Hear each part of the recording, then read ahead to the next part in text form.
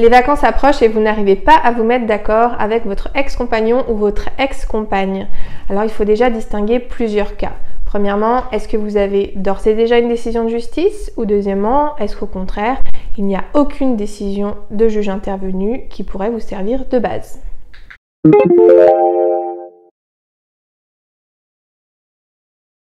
Dans ce cas, il n'y a pas de règle. Vous devez absolument vous mettre d'accord avec l'autre parent sur qui prendra les enfants, à quel moment, pendant les vacances scolaires. Sachez seulement que si un désaccord subsiste, vous serez obligé de saisir le juge pour qu'il statue et sa décision s'appliquera pour toutes les prochaines vacances scolaires. Vous pouvez quand même tenter de recourir à un mode amiable, même faire appel éventuellement à un médiateur, à un avocat ou à un tiers qui pourra tenter de régler la situation avant la saisine du juge.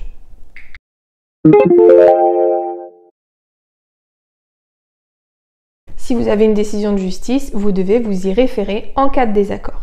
Ça signifie que le juge a d'ores et déjà fixé le sort des vacances scolaires, qui avait les enfants, à quel moment, quelle année. Alors évidemment, ça implique que vous compreniez ce que dit le jugement.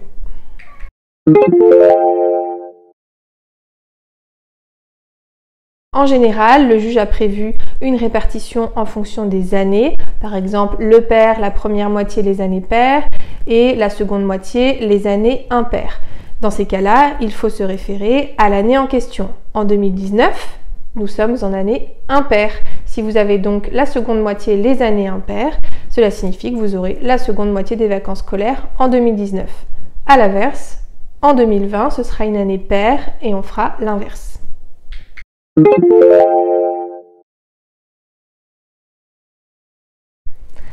Alors, il peut y avoir des désaccords sur la moitié en question. À quel moment elle commence, à quel moment elle finit.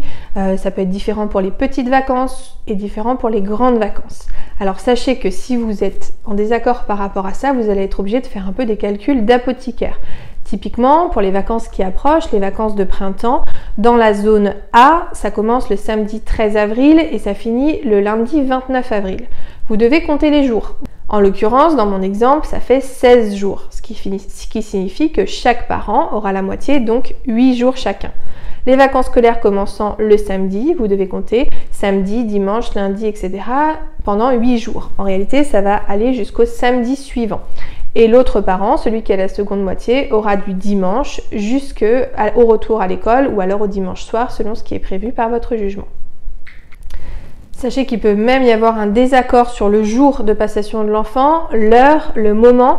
Et là encore, si vous êtes en désaccord, normalement, il faut faire des calculs d'apothicaire et compter le nombre d'heures attribuées à chaque parent. Vous vous doutez que le mieux est quand même au moins de se mettre d'accord sur le moment de passation de l'enfant.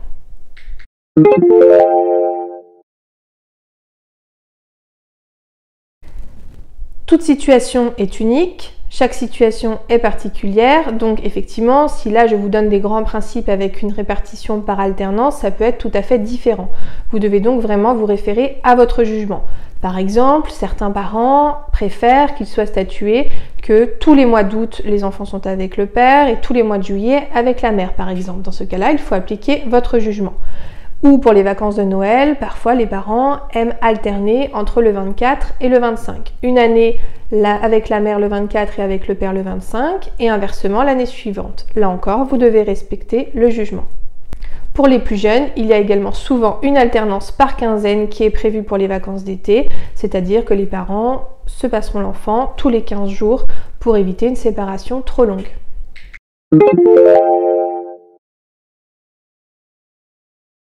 Non, vous n'êtes pas du tout obligé de suivre le jugement. Dès lors que vous êtes d'accord entre vous, vous pouvez changer d'organisation toutes les années ou faire une année différemment, pour une vacance scolaire différemment. Vous devez garder en tête que vous êtes maître de votre vie, maître de votre situation et le jugement n'est là que si vous êtes vraiment en désaccord pour servir de base.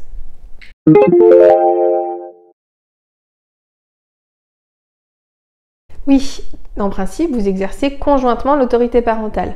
Cela signifie que chaque parent doit être informé par l'autre de tout ce qui concerne l'enfant et notamment de déplacements à l'étranger, quand bien même il s'agit de déplacements en Europe.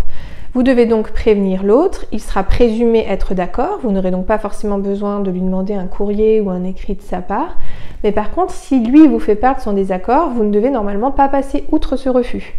La solution est alors de saisir le juge aux affaires familiales pour lui demander de statuer sur la question. Est-ce que l'enfant pourra partir à l'étranger ou non? Il le fera en fonction de l'intérêt de votre enfant.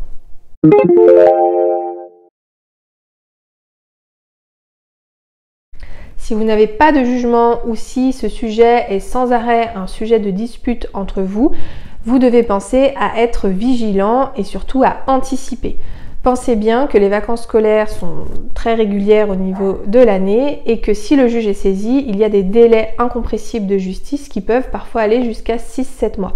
Ne laissez donc pas forcément la situation perdurer et faites appel aux professionnels également, notamment avocats, qui peuvent faire des courriers à votre ex-compagnon ou à votre ex-compagne pour lui faire part de ces difficultés et ensuite éventuellement saisir le juge.